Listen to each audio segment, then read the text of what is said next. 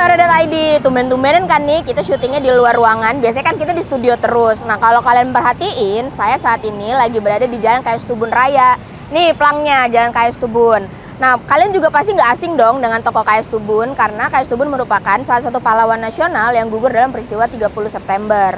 Nah kalau kita perhatiin ya teman-teman, sebenarnya banyak banget kan nama-nama jalan, gak cuma di Jakarta nih, tapi juga di berbagai wilayah Indonesia yang menggunakan nama pahlawan. Salah satu yang terkenal mungkin ada di Depok, namanya Jalan Margonda. Margonda juga salah satu pahlawan yang punya kisah menggetarkan hati dan juga menguras emosi loh.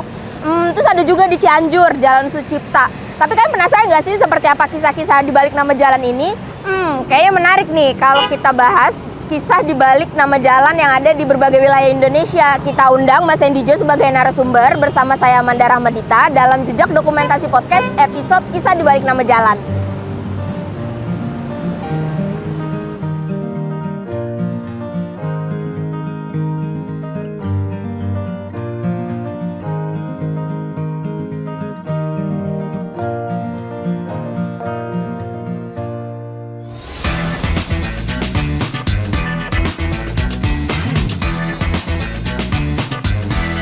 Halo teman-teman Historia.id, ketemu lagi nih dengan saya Amanda di Jejak Dokumentasi Podcast episode Kisah di Balik Nama Jalan. Nah kali ini saya nggak sendirian untuk ngomongin tentang cerita-cerita menarik dari tokoh-tokoh yang namanya mungkin sering kita lihat di berbagai jalan di wilayah-wilayah Indonesia. Karena saat ini saya didampingi oleh Mas Hendy Johari, jurnalis sejarah juga gitu kan, yang punya banyak kisah-kisah menarik, menggetarkan hati dan menguras emosi tentang tokoh-tokoh pahlawan tadi itu.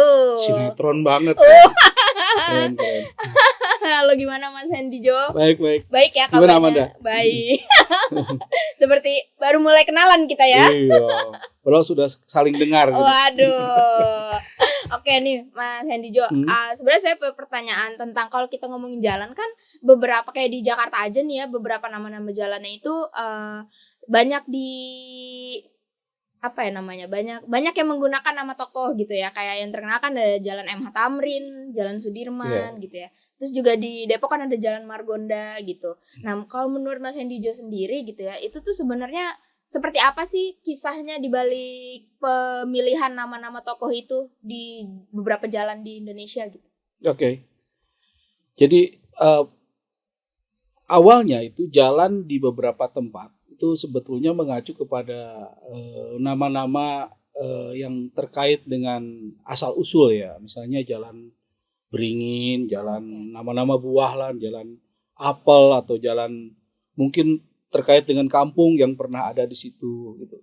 Tetapi ketika tahun 1950-an dan mendekati tahun 1960-an itu ada sebuah fenomena di mana para mantan pejuang itu ingin kembali mengenang dan memanggil kembali masa-masa lalu dia gitu kan. Apalagi terkait dengan adanya Kementerian Veteran pada waktu itu. Kementerian Veteran, orang-orang yang terlibat dalam perang kemerdekaan pada saat itu masih banyak yang hidup juga. Dan saat itu juga banyak orang terkenang dengan jasa-jasa dan heroisme yang pada waktu itu selalu dibicarakan di antara para veteran. Salah satunya yaitu heroisme yang mungkin juga melibatkan para pejuang yang memiliki cerita yang sangat menarik, misalnya Margonda gitu ya. Margonda ini banyak orang menganggapnya sebagai nama pepohonan dulu tuh, Jalan Margonda gitu. Tapi ternyata dia adalah nama seorang pejuang yang nama aslinya adalah Margana. Jadi ini terkait dengan semangat pasca perang pada waktu itu.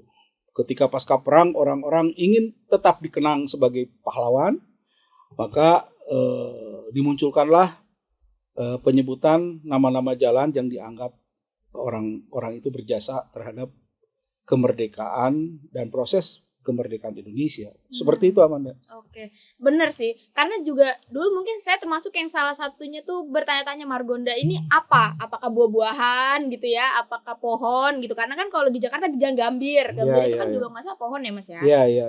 Makanya setelah mencari tahu kan ternyata Margonda ini salah satu tokoh pejuang ya. Betul. Gitu kan. Nah sebagai salah satu penulis sejarah yang pasti udah terbiasa mengulik-ngulik tentang kisah-kisah para pejuang nih, Mas Endijo. Bukan hanya para pejuang Oh, yang iya. saya kulik. Seperti obrolan mungkin nanti close the door ya. Saya terbiasa bergibah juga. Nah kan, kalau cerita tentang tadi juga Mas Endijo sudah sedikit menyebutkan tentang kisah Margonda gitu yang cukup banyak menarik perhatian karena memang selain heroik juga ada kisah, mungkin dibilang kisah romantis ya ada gitu kan, interaksi dengan istrinya gitu. Mas ada juga kisah sedih gitu kan ya. Itu bisa diceritain gak sih Mas Endijo? Seperti apa sih sebenarnya sosok Margonda ini gitu? Ya. Margonda ini unik ya, unik. Artinya nama Margonda ini kan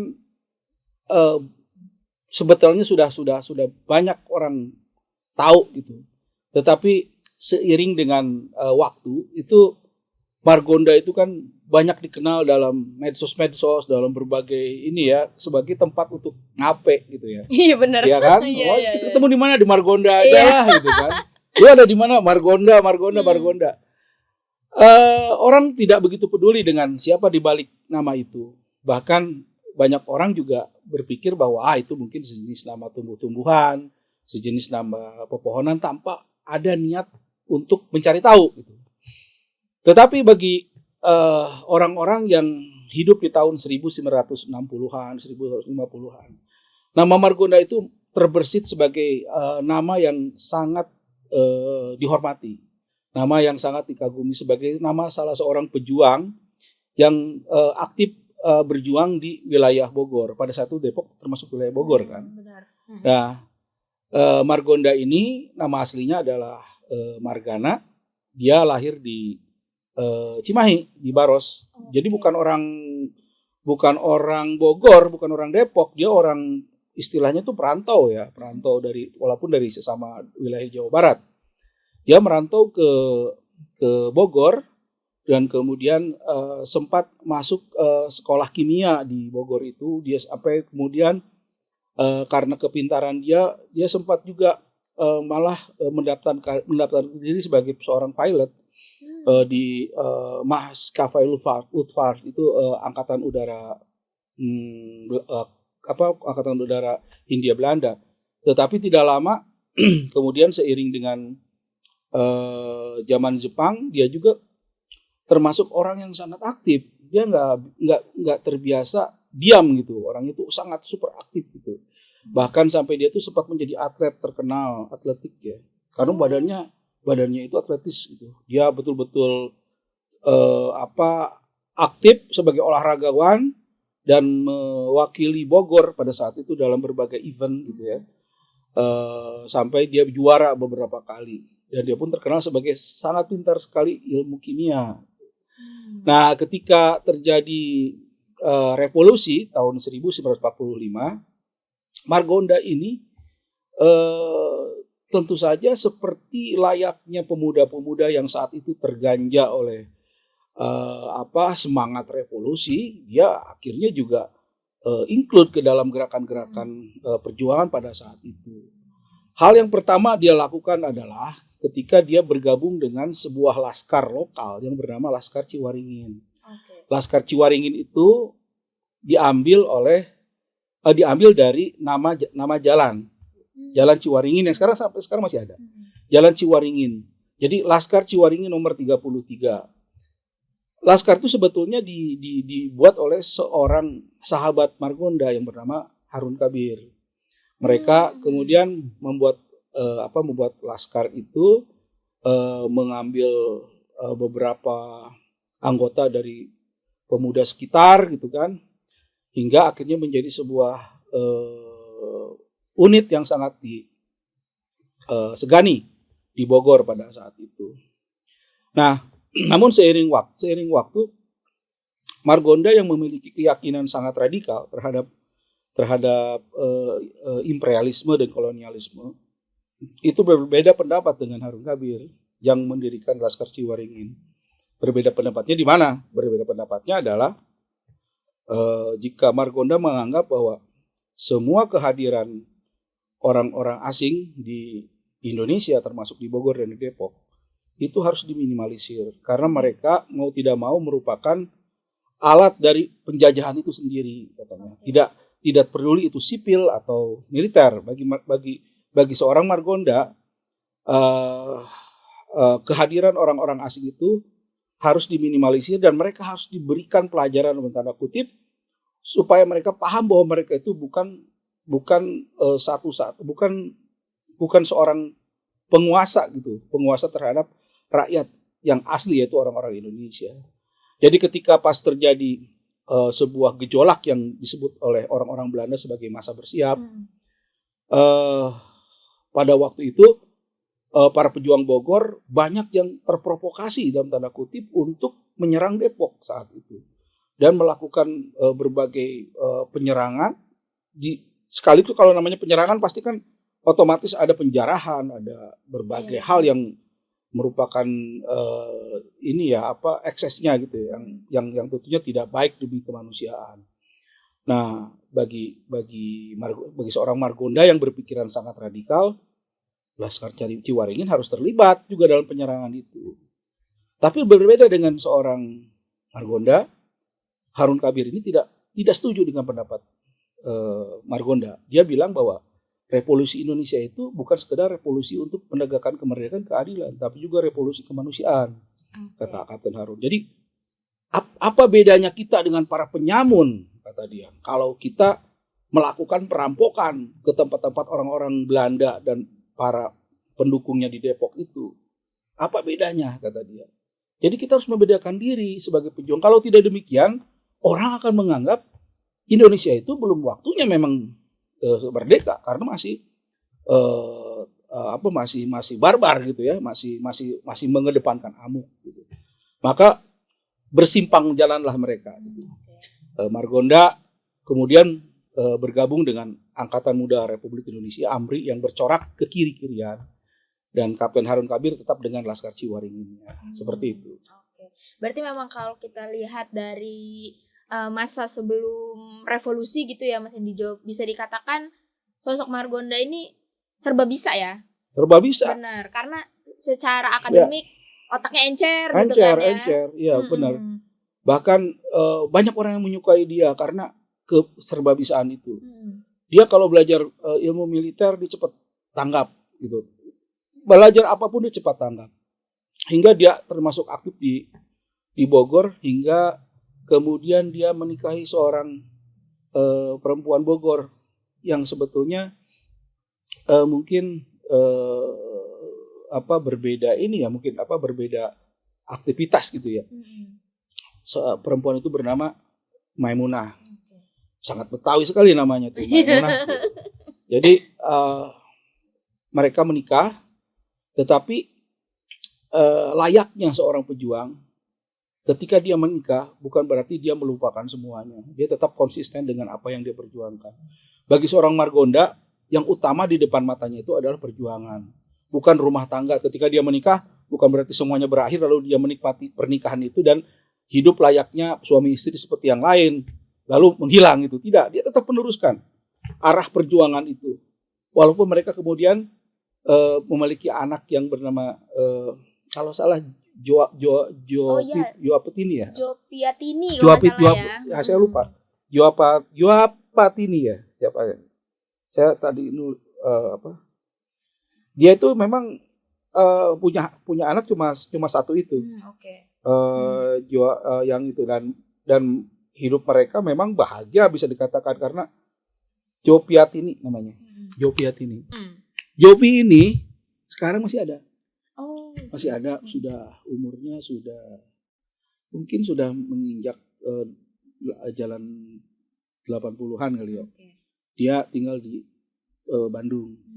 Yang lebih tahu soal ini adalah peneliti Margonda yang namanya Bung Wen Riwanhar. Dia paham lah soal itu gitu. Dia pernah mendatangi ke sana. Jadi kalau orang bicara tentang Margonda sebetulnya yang harus diundang ya Bung Wen Riwanhar itu gitu.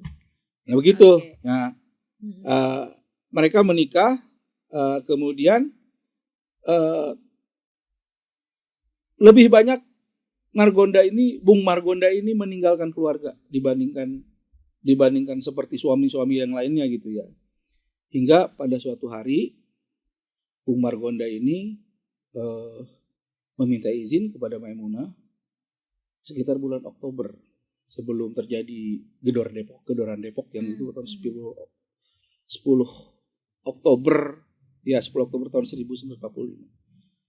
Dia bilang kepada Maimunah bahwa dia akan lama tidak kembali, dia akan pergi lama, kata dia. Mau kemana? Saya akan melakukan penyerangan ke Depok. Mungkin ini harus ada proses prakondisinya mungkin. Ya udah, akhirnya dengan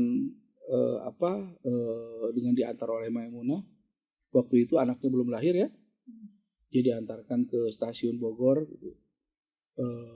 Mereka kemudian Margonda pamitan dan seperti layaknya pada saat itu suami istri, setelah mencium keningnya lalu dia mengatakan bahwa saya tidak akan lama, saya akan pulang. Kalau saya bisa pulang, saya akan pulang. Walaupun Maimunah tidak mengatakan apapun, tapi dia memegang janji seorang Margonda pada saat itu. Dan ya perlahan-lahan dia melihat Margonda pergi gitu ya dengan kereta api gitu, layaknya dua orang anak manusia yang baru pengantin baru kan ya, gimana ya, wah gimana gitu ya. Kalau udah puluhan tahun nggak bakal begitu. Ya udah sih ya sana gitu. Pergi aja sana pergi. Ya akhirnya pergi. Sejak itulah Margonda hanya diterima tinggal nama oleh Maimunah. Jadi setelah itu Maimunah tidak pernah mendapat kabar lagi di mana Margonda pada saat itu. Karena hingga bulan November keberadaan Margonda tidak jelas. Nah, sebetulnya Margonda ada di sekitar Bogor pada saat itu, tetapi dia fokus untuk melakukan rencana penyerangan yang disebut oleh para pejuang Bogor itu sebagai serangan kilat, rencana serangan kilat, yaitu rencana untuk menguasai kembali Depok. Sebenarnya Depok itu sudah terkuasai, tetapi kemudian didatangkan pasukan Inggris dari Jakarta yang kemudian yang mewakili sekutu dikuasai kembali. Nah, ini rencananya pejuang-pejuang Bogor ini ingin menguasai kembali, terjadi dengan kode serangan kilat. Pada tanggal 16 November tahun 1945 bergeraklah ratusan bahkan mungkin ribuan pejuang Bogor mengepung Depok dari berbagai penjuru. Dan di saat itu juga pertahanan sekutu juga bukan main-main, pemenang Perang Dunia Kedua kan ya. Benar. Dia tidak mungkin juga mau dikalahkan begitu aja, dan senjatanya juga pasti lebih lengkap dibandingkan para pejuang kita yang saat itu mungkin keadaan senjatanya sangat mengkhawatirkan. Bayangkan aja satu berbanding 10. Satu orang pakai senjata itu, satu orang pakai senjata api, yang lainnya nunggu di belakang, nunggu dia mati gitu kan. Ketembak ambil. Iya, begitu. Jadi mungkin semoga aja dia cepat mati gitu kan. Enggak mungkin. Tapi akhirnya ya begitu. Akhirnya yang terjadi adalah alih-alih pejuang kita berhasil menguasai Depok, yang terjadi malah korban semakin banyak, termasuk Margonda. Margonda gugur pada tanggal 16 November 1945 setelah maghrib katanya, setelah maghrib. Ada yang mengatakan dia tertembak, tapi ada yang mengatakan dia tertembak ketika sedang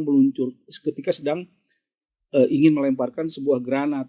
Granat itu sudah pinnya terbuka, pas mau diledakkan dia ketembak. Si granatnya hancur, dia dan dirinya pun tubuhnya sudah tidak tersisa, katanya seperti itu. Makanya makamnya sampai sekarang tidak pernah diketahui di mana. Ada yang mengatakan makamnya itu sempat dimakamkan di sebelah stasiun Bogor dan kemudian dipindahkan ke Deredet, ke Taman Makam Pahlawan Deredet Bogor. Tetapi saya sempat ke sana, saya nggak pernah melihat ada makam Margonda gitu.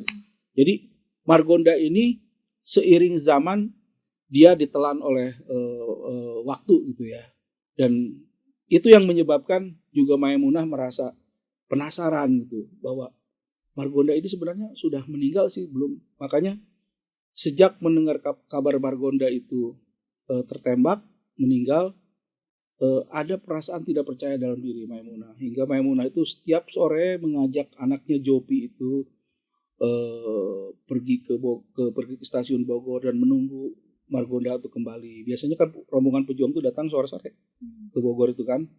Nah, makanya setiap sore jam 3 udah mandi udah segala macam, mereka nunggu maghrib nggak ada, balik lagi setiap waktu.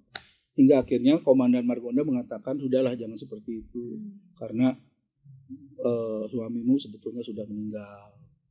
Di mana kuburnya? Dia tidak bisa berkata apa-apa. Hingga Jopi itu Bu Jopi itu sampai sekarang selalu mengenang bahwa ayahnya itu merupakan seorang pahlawan yang banyak disebut orang tapi dia tak pernah melihatnya. Waduh. Seperti itu. Sedih sih memang ya. Iya sedih. Nangis dong. Tapi saya tuh juga jadi keinget ada film, kalau nggak salah judulnya Ziarah deh, Mas Andi. Ziarah ya.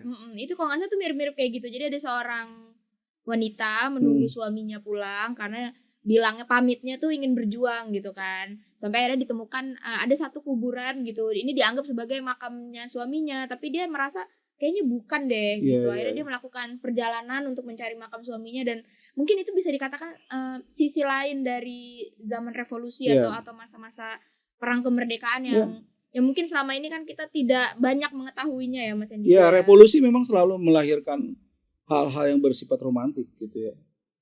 Apapun itu. Tetapi yang jelas itu kalau selama itu sebagai ceritanya manusia, maka yang hal-hal seperti yang Amanda katakan itu merupakan sebuah keniscayaan gitu. Ada sosok Margonda, ada sosok yang lain. Dia Harun Kabir juga kehidupannya juga tidak kalah sedih gitu ya. Iya, benar.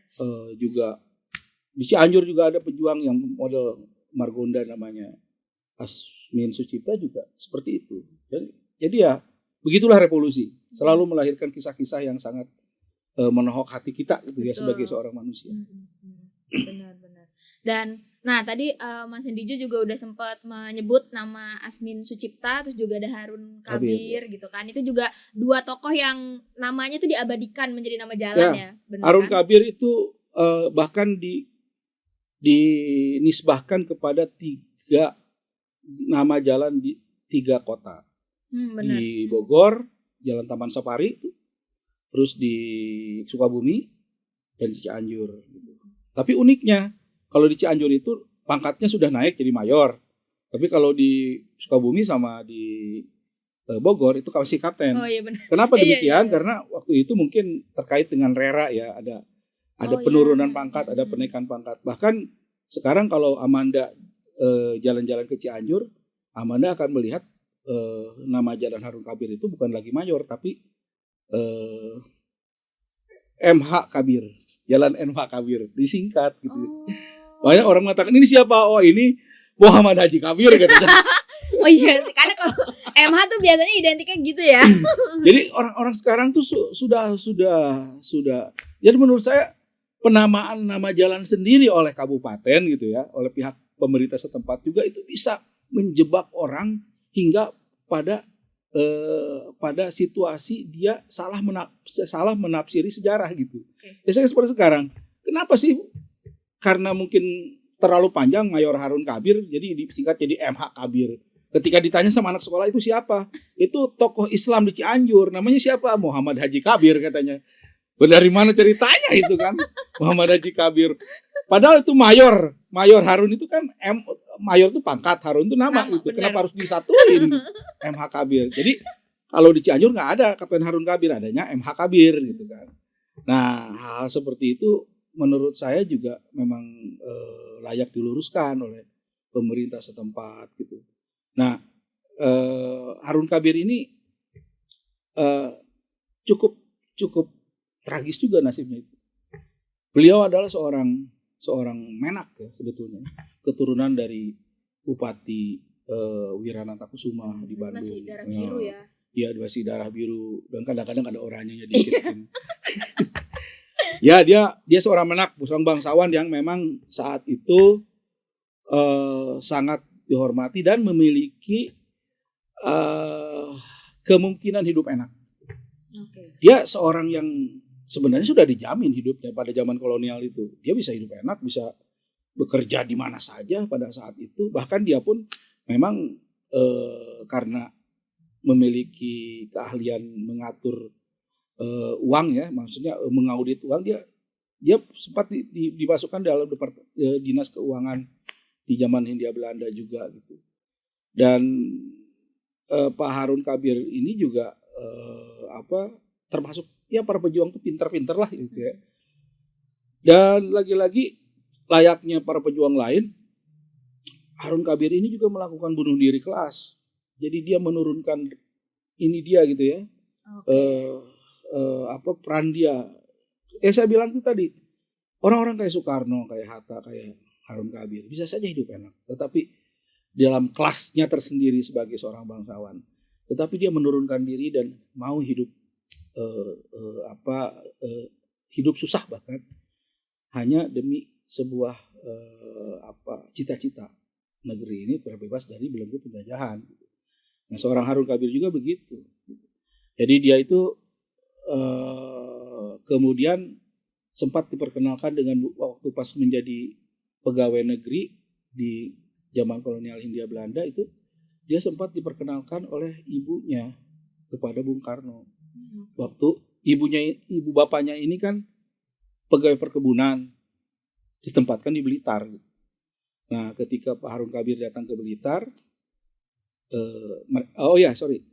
ibunya ini ditempatkan di Blitar bersahabat dengan ibu bapaknya Bung Karno. Jadi ketika Harun Kabir datang ke sana, diperkenalkanlah oleh ibunya kepada anaknya Pak Sukemi itu sama Bu Rai itu ya. Mereka berkenalan dan kemudian mungkin karena merasa cocok, mereka kemudian hubungan mereka berlanjut, sering surat menyurat hingga akhirnya Harun Kabir merasa kagum dengan Bung Karno dan istilahnya termakan dengan ide-ide Bung Karno hingga dia menjadi seorang nasionalis. Jadi saat itulah kemudian Harun Kabir mulai mendekati dunia perjuangan, terutama ketika pas Jepang datang di Bogor, dia bersahabat baik dengan sahabatnya Bung Karno yang bernama Gatot Mangkupraja. Dari Gatot Mangkupraja inilah Harun Kabir kemudian berkiprah di Bogor menjadi seorang pejuang senior, sebenarnya lebih senior daripada Margonda dia itu, dan mungkin umurnya juga lebih tua dibandingkan Margonda, karena kelahiran tahun 1910 kan Harun Kabir ini. Nah, seiring waktu Laskar Ciwaringin yang didirikan tadi itu kemudian dia dilebur ke dalam Tentara Keamanan Rakyat. Pak Harun Kabir diangkat sebagai kepala staf Brigade Surya Kancana yang membawai Cianjur, Bogor, dan Sukabumi. Kemudian dia ditempatkan di Sukabumi pada saat itu. Waktu terjadi agresi militer Belanda pertama, Pak Harun Kabir menyingkir ke pelosok Sukabumi, dan dia diangkat sebagai bagian Zeni yang tugasnya adalah meledakkan berbagai fasilitas umum gitu, supaya tidak ditempati oleh Belanda. Bahkan meledakkan markas Belanda juga. Makanya Belanda sangat mencari dia pada saat itu. Sehingga dia dicari-cari sampai kemanapun. Dan pada suatu hari karena sebuah pengkhianatan dari kawannya, dia kemudian ditemukan di sebuah hutan di pelosok Cianjur yang bernama Hutan Cihurang. Saya pernah ke sana. Waduh, itu jalannya itu turun naik masuk ke sungai segala macam gitu ya. Itu sangat, saya membayangkan zaman dulu aja Harun Kabir yang mungkin dia pada saat itu belum ada listrik. Ya kan, masuk dan pada saat itu dia dengan keluarganya, anak istrinya yang bernama Bu Sukrati dengan anak-anaknya Bu Heti, Bu Tina sama Bu Joyce itu dibawa juga serta masuk ke dalam hutan itu dan ditempatkan oleh seseorang untuk sembunyi di sana dari kejaran Belanda. Tapi ternyata orang itu juga yang mengkhianati, gitu kan? Itu mirip di sinetron ya, dikhianati gitu ya. Ditusuk dari belakang itu. Ya, jadi saya tidak harus menyebutkan siapa orang itu karena mungkin ya itu sudah berlalu ya. Tapi saya pikir orang itulah yang mungkin juga dia serba salah juga, mungkin bisa jadi diancam oleh Belanda gitu. Tapi dari pihak nih di sini Pak Harun Kabir aman. Tetapi sebenarnya tidak aman karena dia memberitahu ke Belanda gitu. Seperti mengantarkan Belanda, tentara Belanda untuk menangkap dia. Dan itu terjadi pada suatu subuh ketika sekitar jam 4 dikisahkan oleh putrinya ya. Itu keadaan kan begini, lembah ke bawah tuh, di lembah itu dia tinggal di gubuk satu di lembah itu. Dia sekitar jam 4 itu tiba-tiba dia terasa malaria. Jadi kan punya malaria terasa. Terus ketika begitu tiba-tiba ada orang mengetuk terus ada orang-orang pada ribut, mengelilingi derap sepatu. Wah, Kapten Harun Kabir udah yakin ini Belanda gitu kan. Akhirnya dia pakai pakaian baju tugasnya, baju kebesarannya, pakai biasa gitu. Tenang. Pengawalnya udah siap pakai senjata, mau melawan, jangan melawan. Kita konyol karena ada anak kecil di sini, ada perempuan. Udah kita hadapi aja. Akhirnya Harun Kabir siap-siap, udah siap. Terdengar teriakan dari luar. Kapten Harun Kabir. Ya, langsung keluar. Kapten Harun Kabir dibawa center. Kapten Harun Kabir ya, suruh keluar. Tentara Belanda gitu kan, suruh pangkatnya sersan. Disuruh keluar, pas di luar itu disuruh untuk berbaris. Resumker itu balik hadap kanan gitu. Terus mars itu jalan. Pas jalan itulah ditembak dia. Sampai, tapi ketika pas saya mendengar sendiri dari putrinya, Dedi, kita mau kemana gitu, kata anak-anaknya. Tapi Ibu Hetty itu mengatakan kepada saya merasakan detik-detik saya tidak pernah akan melihat bapak saya lagi gitu waktu itu. Ketika dia megang bapaknya, tenang aja kata bapak. Bapaknya tetap tenang walaupun kondisi seperti itu. Terus mereka akhirnya keluar. Bu Hetty memegang anak-anaknya, dipegang satu sama Pak Harun Kabir. Yang satu kan masih kecil, dipangku sama ibunya, sama istrinya. Yang satu lagi diambil sama istrinya gitu kan. Mereka keluar dengan tenang menuruni gubuk. Di belakangnya para pengawalnya yang senjatanya sudah diambil. Terus akhirnya disuruh misah.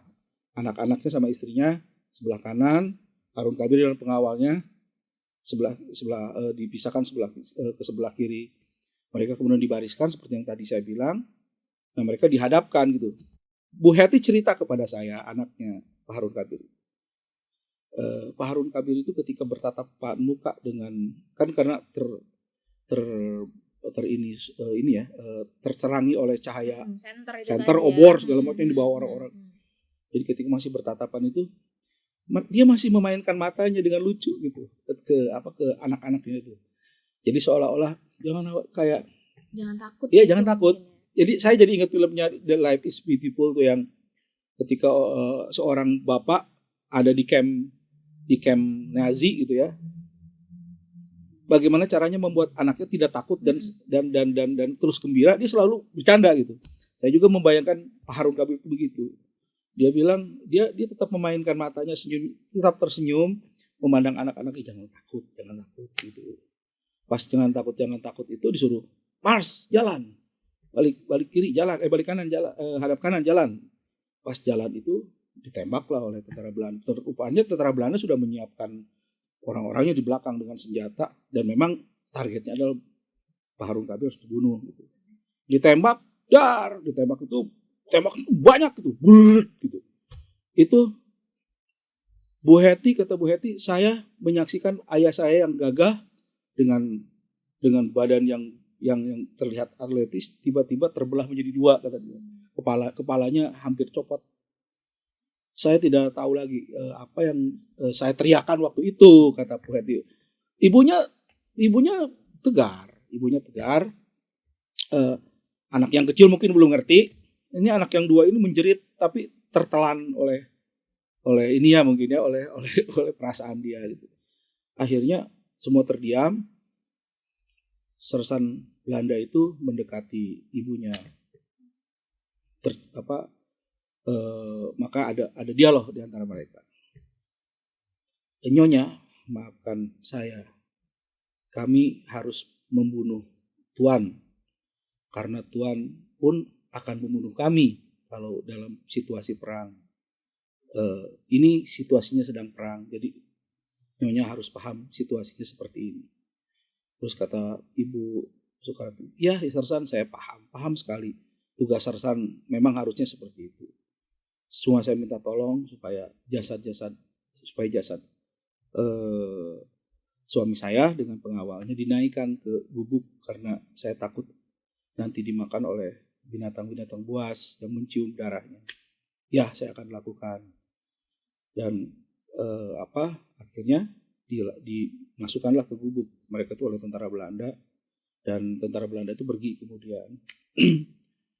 Nah, setelah tentara Belanda itu pergi, semuanya menangis. Menangis, kecuali anak kecil itu nggak ngerti itu apa. Semuanya menangis, tetapi tangisan itu hanya berlaku beberapa menit.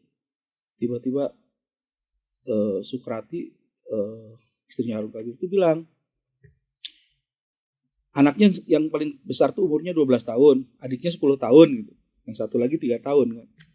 Kita tidak bisa menangis terus begini terus, kita harus mencari bantuan.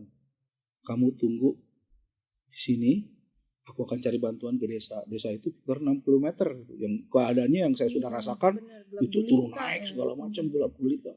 Waktu itu sekitar jam 5 mungkin, jam 5 subuh. Saya akan ke bawah, saya akan minta bantuan, kata Ibu Sukrati itu. Akhirnya Ibu Sukrati sambil menggendong Ibu Joyce yang waktu umurnya 3 tahun pergi ke bawah, dan Ibu Hetty sama Ibu Tina menunggu jasad ayahnya dan 2 orang pengawalnya di dalam gubuk. Kita bayangkan bagaimana perasaan kita itu.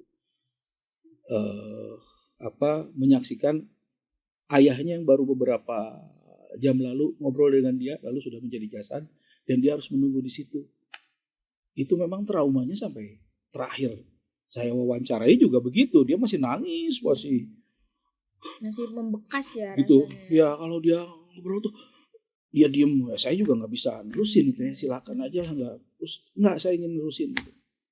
Nah, sedemikian rupa hal yang dialami oleh Harun Kabir ya. Hingga kemudian di tahun 1960-an ketika jasadnya dipindahkan dari gunung itu ke Taman Makam Pahlawan, itu ditabalkan sebagai nama jalan di 3 kota karena merupakan bentuk penghormatan para masyarakat yang ada di 3 kota terhadap kepahlawanan beliau yang sangat heroik. Seperti itu, Amanda. Sedih ya, speechless saya jadinya. Ya, sedih-sedih lah begitulah. Iya. Itulah kalau hidup di zaman perang itu rasanya tuh udah mau sedih, mau rasa apapun itu tuh rasanya udah harus di nomor 2-kan gitu nggak sih? Ya, karena tujuan utamanya kan kemerdekaan gitu ya. Iya, dan kita harus menerima, kadang benar kata Bu Sukrati, pada saat itu situasi perang gitu. Jadi ketika suaminya ditembak, kalau kita mungkin sudah menggaung-gaung gitu ya. Tidak kayak di sinetron. Kalau dia tenang aja gitu kan. Ya saya terima, saya harus menerima ini. Dan yang paling unik adalah si ibu ini sama anak-anaknya itu melihat si pengkhianat itu ada di situ gitu. Tapi terlihat di sebelah sana dia saya tulis nggak Bu? Jangan gitu. Karena ini terkait dengan anak cucunya, bagus juga sih, dia tidak ingin mengorek hal yang buruk gitu ya tentang itu. Anak cucunya kan nggak berdosa, kata dia. Ya betul. Saya sangat salut terhadap keluarga Harun Kabir itu, hingga kemudian saya memutuskan untuk membuat buku sendiri tentang Harun Kabir. Ini bukunya. Jadi begitu banyaknya kisah-kisah yang ingin saya ceritakan tentang Harun Kabir, hingga saya kemudian saya pikir tidak cukup ditulis di Historia atau di media-media lain, saya harus bikin satu buku. Dan ini ya memang keluarganya pasti mendukung. Jadi kalau kawan-kawan mau mengenal Pak Harun Kabir, ya silakan dapatkan buku ini, promosi dikit. Itu Pak Harun Kabir dan Margonda ya. Ada lagi yang lebih sedih lagi, Pak Asmin Sucipta. Apa mau diteruskan lagi? Boleh lanjut. Nah, tapi ini juga kalau nggak salah sempat ada pergantian nama ya, Mas Hendijo, dari jalan awalnya katanya namanya A Sucipta, lalu jadi Adi Sucipta gitu ya. Sampai sekarang belum Oke. diganti. Jadi di Cianjur itu ada sebuah ruas jalan yang namanya itu Adi Sucipta. Saya kan lahir dan besar di Cianjur. Itu saya selalu bertanya-tanya dulu tuh, ini Adi Sucipta ini komodor udara atau siapa gitu. Waktu kecil kan saya sejarah ada komodor udara Adi Sucipto gitu ya. Kok saya bilang ada di sini gitu, tapi kemudian sekarang menjadi Asucipta gitu. Adi Sucipta sekarang menjadi Adi Sucipta. Dulu tuh Asucipta aja, sekarang jalan Adi Sucipta. Padahal itu di jalan protokoler ya, tempatnya itu. Jadi cukup terkenal gitu, melewati beberapa bank, terus ada tempat-tempat yang termasuk tempat elit lah di Cianjur. Jadi menurut saya kalau tidak diganti ini agak ini juga ya, akan menjadi janggal gitu. Sebenarnya Adi Sucipta itu siapa sih? Mungkin banyak orang bertanya-tanya seperti itu. Apakah betul komodor udara yang bernama Adi Sucipto lalu disundakan menjadi Adi Sucipta gitu kan? Iya, karena kan ada juga nama bandara Adi Sucipto kan. Betul. Nah, ternyata ketika saya selusuri, ternyata bukan itu. Nama sebetulnya adalah Aswin Sucipta. Gitu. Aswin Sucipta ini kemudian dibuat nama jalan pada tahun 1960-an. Namanya sebenarnya Asmin Sucipta, Asmin ya. Pada saat pertama kali Asmin Sucipta, jalan Asmin Sucipta. Tetapi lagi-lagi pemerintah Kabupaten Cianjur itu malas banget ya, ingin menyingkat gitu. Akhirnya dibikin jadi A Sucipta gitu, A Sucipta. Nah, kemalasan itu berkelindan dengan kesoktahuan orang-orang kemudian. Adi Sucipta ini, kayaknya Adi Sucipta, dibikin Adi Sucipta sampai sekarang gitu kan. Padahal namanya itu Asmin Sucipta. Kenapa jadi Adi Sucipta? Ya nggak tahu gitu kan. Makanya udah beberapa kali ini saya bilang ke pemerintah Kabupaten Cianjur supaya itu diganti, karena ini akan menjadikan orang tidak menjadi bias memaknai sejarah gitu. Ya sampai saat ini belum juga ada tindakan yang konkret, karena alasannya katanya itu akan mempengaruhi soal administrasi ya, surat menyurat segala macam. Apalagi itu ada posisinya ada BRI di situ, Bank Rakyat Indonesia, mungkin juga. Ya saya tidak tahu, hal-hal yang seperti itu akhirnya kalah dengan hal-hal yang bersifat pragmatis gitu. Walaupun menurut saya demi keautentikan sejarah seharusnya pemerintah Kabupaten Cianjur ya mengganti nama itu menjadi yang sebetulnya. Lalu siapa Asmin Sucipta ini? Asmin ini sebetulnya bukan orang Cianjur, tapi orang Rangkas Bitung. Dia itu seorang guru yang kemudian merantau ke Cianjur, lalu menikah dengan seorang anak lurah di daerah Cisarandi, arah ke Sukabumi, namanya Lurah Toib. Nah, Lurah Toib ini kemudian menikahkan anaknya bernama Siti Aisyah dengan Pak Asmin ini yang merupakan perantau, dan dia diterima dengan baik karena Pak Asmin ini pintar ngaji, terus juga orangnya aktif segala macam karena dia seorang guru juga.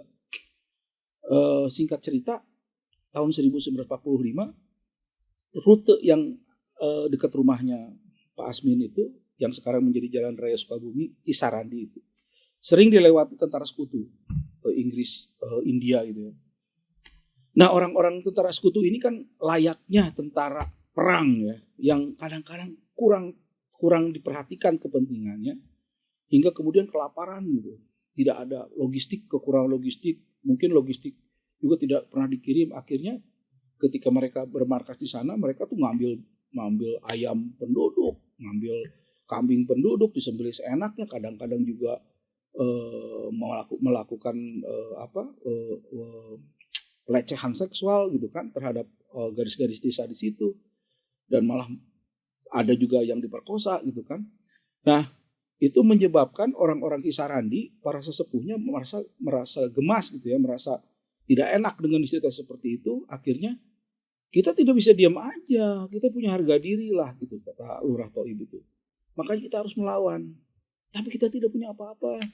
Ya udah dengan seadanya aja. Akhirnya Pak Asmin ini yang seorang guru, dia itu juga kan seorang teaterikal ya, guru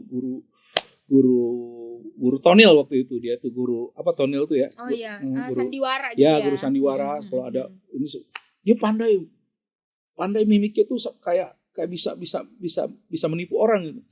Nah, dengan pura-pura menjadi orang gila, dia pergi ke Cianjur, ke tempat banyak tentara sekutu itu berkumpul kan, mereka leha-leha senjatanya di mana aja. Itu senjatanya dicuri sama dia.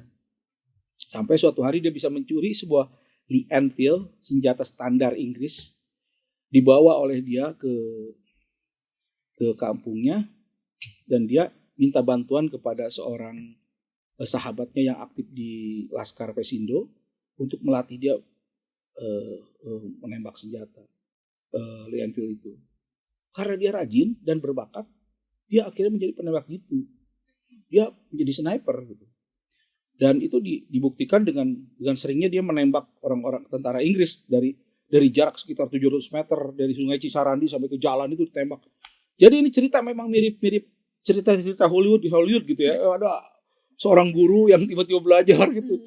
Lalu dia bisa menembak tentara Inggris, membunuhnya gitu kan. Sampai tentara Inggris pun kegerahan, akhirnya dia melakukan pembersihan gitu. Bahkan ketika Belanda juga sampai situ, Pak Asmin ini kemudian diangkat menjadi komandan batalion B dari divisi Bambu Runcing. Itu dia didapuk menjadi komandan kapten dengan pangkat kapten. Lalu dia selalu mengganggu patroli Belanda itu, hingga membuat Belanda gerah dan mencari gitu. Makanya dalam beberapa koran, saya baca di korannya Haarlem Dagblad itu, Asmin Sucipta itu sampai dijuluki oleh koran-koran Belanda sebagai teroristen, seorang teroris gitu, yang bahaya gitu, dan dicari, namanya cari, kepalanya dihargai berapa gulden gitu ya. Nah akhirnya karena sering ini, akhirnya dia tertangkap karena ditipu, katanya tertangkap itu akan dihadapkan dengan komandan. Tertangkap kemudian dibawa ke Bogor, dipenjarakan di penjara Paledang. Tahu kan penjara Paledang di Bogor dekat stasiun kereta api itu ada penjara tuh. Iya benar. Nah di situ dipenjarakan di situ berapa bulan kemudian, dan akhirnya diadili sampai seorang jaksa yang bernama Cohen itu mengganjar dia dengan hukuman mati pada tanggal 17 Agustus tahun 1948, 3 tahun setelah Indonesia merdeka. Dia dihukum mati. Kemudian hal ini diberitahukan kepada keluarganya. Anaknya waktu itu Pak Mahkun, saya pernah wawancara juga dengan Pak Mahkun. Pak Mahkun itu waktu itu katanya umurnya masih 3 tahun karena dia lahir tahun 45 ya. 45, 3 tahun, tapi dia sudah ingat sama ibunya yang bernama Siti Aisyah itu dibawa di pangku ke hadapan Pak Mahkun. Untuk setelah berapa lama berpisah, mereka bertemu di penjara Paledang gitu ya. Gembira sekali tuh Pak Asmin Sucipta itu. Dipeluknya anaknya, diciuminya anaknya itu yang masih kecil, karena waktu melahirkan pun dia tidak bertemu gitu ya. Bercanda, bercengkrama gitu kan. Ininya juga istrinya juga dipeluknya gitu kan. Dan dia diberikan baju putih-putih sesuai pesan dia. Jadi seminggu kemudian dia kan dihukum mati. Itu pemerintahan dia terakhir kan, yang ketemu dengan anak istrinya. Dan dia minta baju putih-putih kan. Istrinya menjahitkan baju itu kemudian memberikannya kepada suaminya itu. Nah akhirnya mereka udah gembira sekali lah ketemu dengan keluarganya, hingga pada akhirnya waktu berpisah pun tiba gitu. Ini bagian tersedih nih. Jadi Pak Asmin itu yang diingat oleh Pak Mahkun dia memeluk Pak Mahfud lama sekali gitu kan, lama sekali gitu dipeluk oleh dia itu. Pak Mahfud itu kata saya iseng katanya lihat ke atas ke atas Ke wajahnya, ke gitu ya. wajahnya, air matanya meleleh gitu. Waduh. Karena mungkin tahu ya gak akan ketemu lagi. Iya, gitu kan. sambil ini air matanya meleleh gitu kan, berarti sedih banget tuh kan. Nah akhirnya beberapa seminggu kemudian dia ditembak mati. Saya jadi sedih nih. Emang sedih sih tapi. Jadi sedih saya. Sedih sih. Seminggu kemudian dia itu dibawa ke Kampung Dereden yang sekarang di Taman Makam Pahlawan. Dengan gagahnya dia ditembak mati di sana hingga dia dimakamkan. So, kalau Amanda pergi ke Kampung Dereden, cari aja Asmin Sucipta, misalnya pasti ada. Sekarang dia guburnya di sana. Itulah kisah-kisah di balik nama jalan yang memang kita kadang-kadang tidak tahu bahwa itu ada cerita manusia di sana. Betul, gitu ya. Betul. Ada cerita manusia, orang kehilangan bapaknya, kehilangan suaminya, kehilangan orang yang dikasihinya. Jadi itulah cerita tentang revolusinya manusia. Revolusi kemerdekaan Indonesia itu bukan hanya cerita tentang sebuah bangsa yang sedang berjuang, tetapi juga bercerita tentang bagaimana orang-orang biasa yang memang harus menjalani hidupnya di tengah-tengah situasi seperti itu yang menyebabkan terjadi kejadian-kejadian yang sebenarnya lumrah ya sebagaimana manusia pada umumnya. Kesedihan memang ujungnya memang selalu kesedihan. Tapi itulah mereka sampai saat ini pun selalu dikenang sebagai para pejuang yang mungkin mereka sudah tidak lagi memikirkan dirinya. Betul. Seperti itu Amanda. Sedih ya. Agak masih bergejolak gitu kayaknya tuh perasaannya di pagi hari ini gitu kan, rasa gitu sedih. Tapi ya itu tadi ya, mungkin memang pada akhirnya juga mereka menyadari mereka memang hidup di kondisi yang bergejolak gitu kan ya Mas. Jadi memang ya resiko yang harus mereka hadapi gitu ya. Ya, itulah senangnya saya meneliti tentang dibalik dibalik revolusi kita. Saya sudah merasa jenuh ya kalau saya harus bicara tentang kepahlawanan orang-orang besar seperti Soekarno, Hatta, Tan Malaka. Oke lah, mereka itu sudah berjasa. Tapi di balik mereka itu ada orang-orang seperti Pak Asmin, Pak Harun Kabir, Pak Margonda yang tidak dikenal dan dia peduli mereka itu untuk dikenal.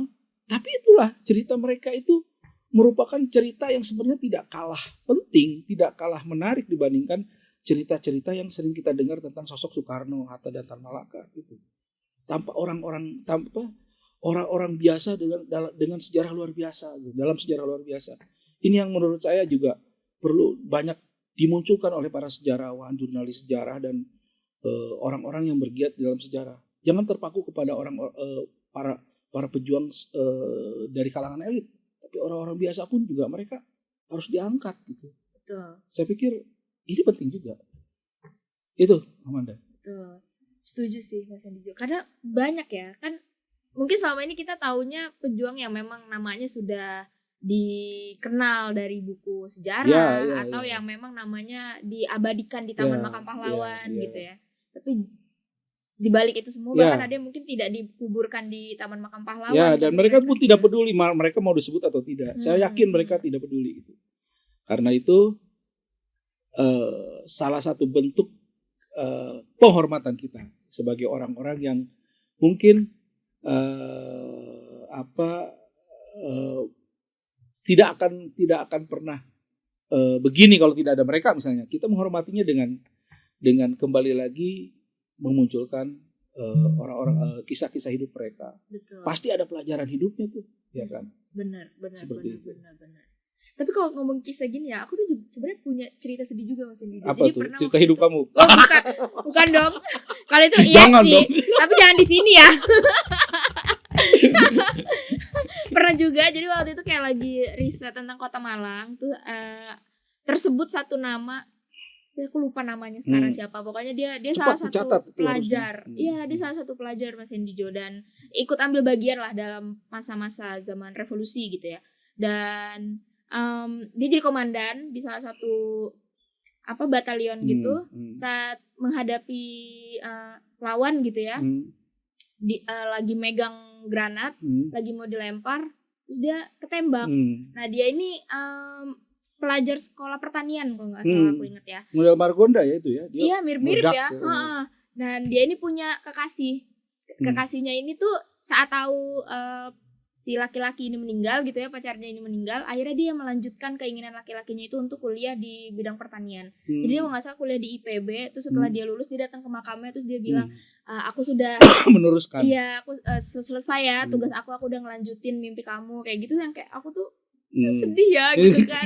Ya maksudnya kan kita selama ini mungkin lihatnya kan kalau kayak di sosial media gitu yang sedih itu kan yang ya LDR yang gitu-gitu ya, atau yang putus udah mau nikah terus putus, ya sedih sih gitu. Tapi ternyata jauh di sebelum itu gitu ya, di masa-masa mungkin kita tidak pernah terpikirkan kalau hidup di zaman itu kayak apa gitu. Ini PR juga buat para sinias kita. Saya pikir begitu. Hal-hal yang terkait dengan bukan hanya ada di cerita-cerita orang-orang Korea juga ya kayak gitu-gitu.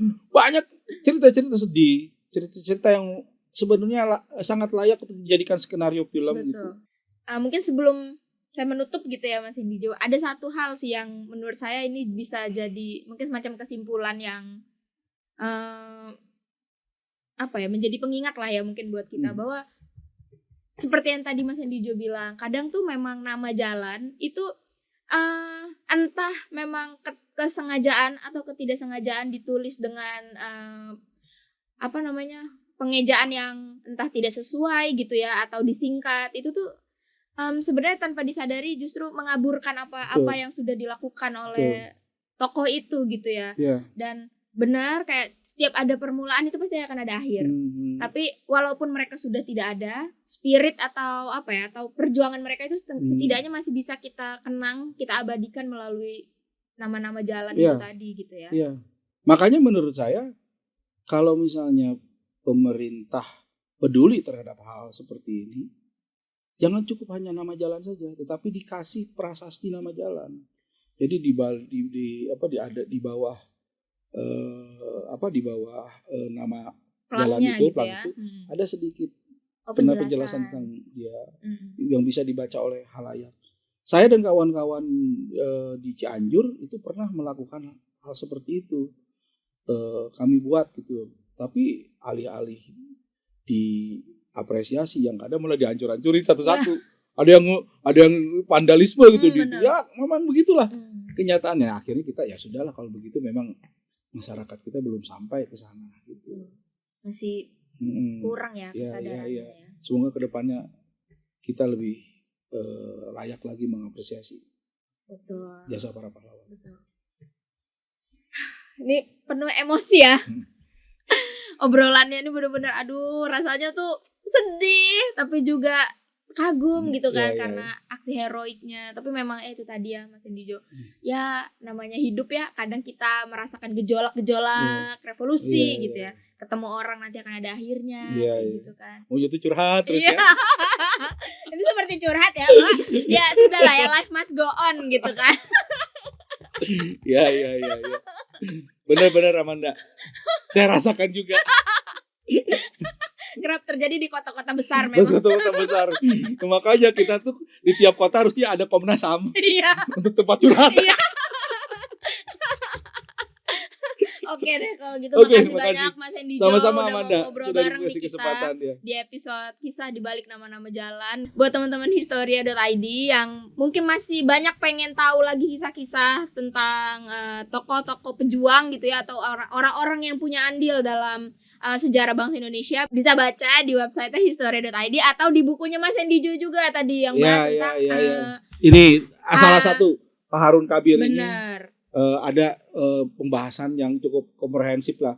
Ini juga melibatkan banyak data ya. Saya juga bawa bukan hanya data-data yang langsung dari keluarga, tetapi juga saya ambil data dari intelijen Belanda. Terus saya juga ambil juga dari para penduduk yang langsung saya pergi ke tempat Pak Harun Kabir ini gugur. Jadi mudah-mudahan cukup komprehensif untuk mengenal salah satu dari orang yang dicantumkan sebagai nama jalan di 3 kota. Betul. Karena kayaknya kalau sampai dicantumkan di 3 nama jalan berarti kan dia cukup apa ya Mas Hendijo? Perannya besar lah gitu ya. Iya, pastinya. Saya pernah menulis tentang Pak Harun Kabir ini dalam beberapa Episode ya. Ya, dalam beberapa episode dan cerita. Bahkan saya ceritakan juga di Historia itu bagaimana keluarga Harun Kabir itu menolong keluarganya Bung Karno ketika situasi di Jakarta pada saat itu tidak cukup kondusif buat Bung Karno dan Bu Fatmawati serta Guntur pada saat itu. Akhirnya Guntur diungsikan bersama nenek dan kakeknya yang dari Sumatera, Bu Hadijah dan Pak Din ya, di Jalan Ciwaringin. Diceritakan tuh di Historia. Silakan dibaca aja di sana. Ada tadi juga Mas Hendijo kan sempat membahas bahwa Pak Harun Kabir ini punya jalinan persahabatan yang baik dengan Bung Karno. Oke, terima kasih banyak Mas Hendijo udah mau ngobrol bareng di episode kisah di balik nama jalan gitu ya. Nah, buat teman-teman Historia.id juga terima kasih sudah menyaksikan. Nah, buat kalian nih yang penasaran kira-kira episode selanjutnya Jejak Dokumentasi Podcast akan bahas apa lagi? Tunggu kabar-kabar selanjutnya ya. Dah.